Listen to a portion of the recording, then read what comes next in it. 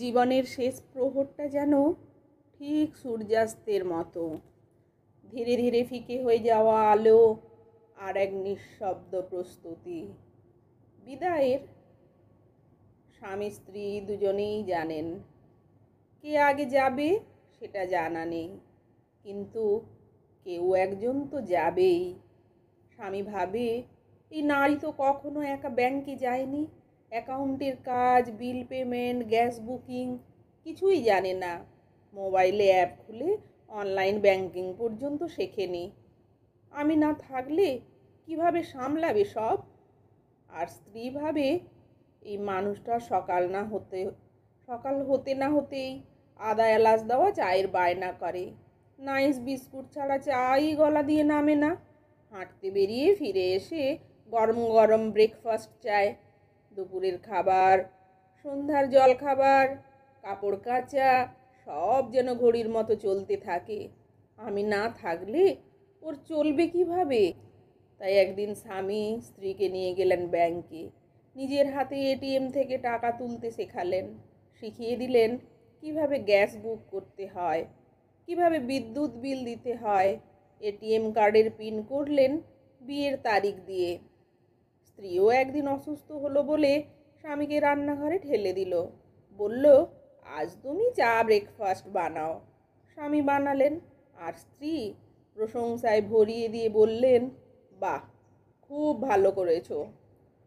তাদের জীবনে এক নতুন ধারা শুরু হলো। স্বামী আর স্ত্রী একসঙ্গে কাজ ভাগ করে নিতে শিখলেন। তিনি ডাল ভাত খিচুড়ি রান্না শিখলেন, আর স্ত্রী রিচার্জ অনলাইন পেমেন্টে অভ্যস্ত হতে থাকলেন। ধীরে ধীরে দুজনেই একটু নিশ্চিন্ত হলেন। একদিন মনে মনে বললেন, এবার যদি মৃত্যু আসে ভয় নেই, এখন আর কাউকে ফেলে যেতে কষ্ট হবে না। জীবনের মতো মৃত্যুও প্রস্তুতির দাবি রাখে। কার আগে ডাক আসবে কেউ জানে না। তাই শেষ বয়সে আমাদের উচিত দুজনেই দুজনের জগৎটা শেখা, বোঝা, ভাগ করে নেওয়া। বৃদ্ধ বয়স মানেই শুধু অবসর নয়।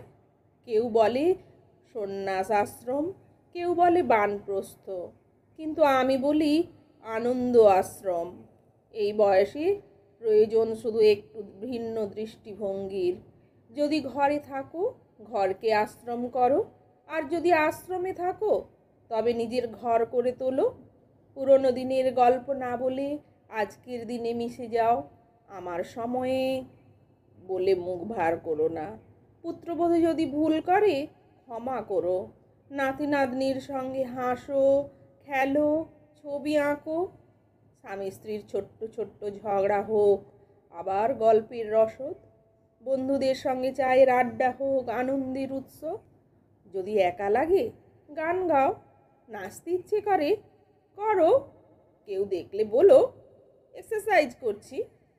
কাজ না থাকলে ফ্রিজ খুলে দুধের ওপরের সর তুলে ফেলো, পুরনো জামা পরো, আয়নায়